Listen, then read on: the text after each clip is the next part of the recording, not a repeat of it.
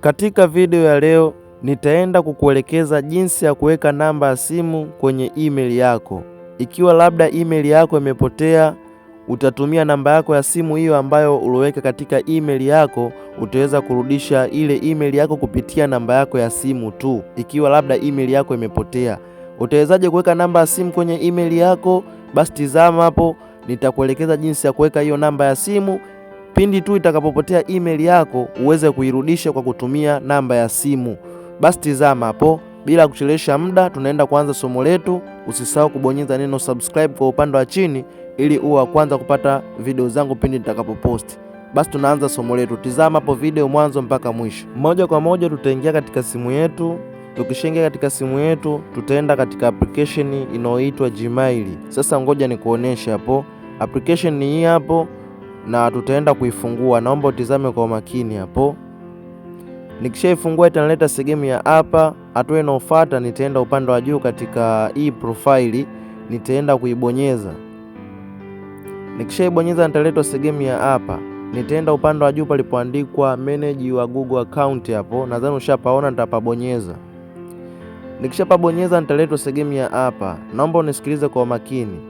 Nitaenda sehemu iliyoandikwa security hapo. Katika hilo kufuli nitaenda kupabonyeza. Nikishapabonyeza nitaletwa sehemu ya hapa. Naomba unisikilize kwa makini. Nitashuka kuelekea upande wa chini kidogo. Tizama hapo. Nitashuka kuelekea upande wa chini kidogo hapo.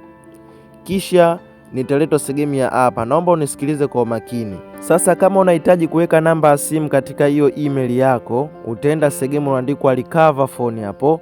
Utaenda kupabonyeza na ukishapabonyeza hapo utapewa option ya kujaza namba yako ya simu.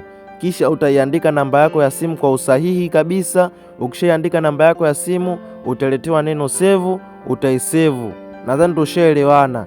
Kwa hiyo sasa ikiwa kama labda hujaweka namba ya simu, basi utakuja sehemu ya hapa. Na faida ya hiki kipengele ukiweka namba ya simu, ikiwa labda email yako umeipoteza, labda umeisahau email, ukitumia namba ya simu katika sehemu ya kulogin pale utakwambia phone au email, yani unakwambia weka namba ya simu au email. Sasa ikitokea labda email umeisahau, utaweka namba yako ya simu na ile email itarudi. Na kuna sehemu imeandikwa recover email. Hapa recover email inamaanisha kwamba uweke email mbadala, yani email mbili, ili uweze kurudisha ile email yako ambayo ya awali. Sijui tunaelewana? Yani kwa mfano una email yako ya kwanza ambayo email hiyo ndo ya umuhimu. Sasa ukiingia hapo unatakiwa uweke email ambayo itakoweza kukusaidia kurudisha hiyo email yako ambayo uliiwekea verification. Sijui tunaelewana?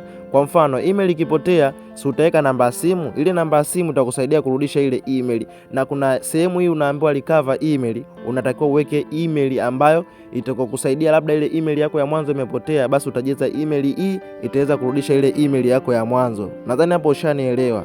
Kama hujanielewa, utanicheki kwenye namba yangu ya simu hapo, nitakuwekea kwenye description, utaichukua utanipigia ili upate maelekezo vizuri. Naamini umeelewa. Usisahau kusubscribe. Mimi niseme chao.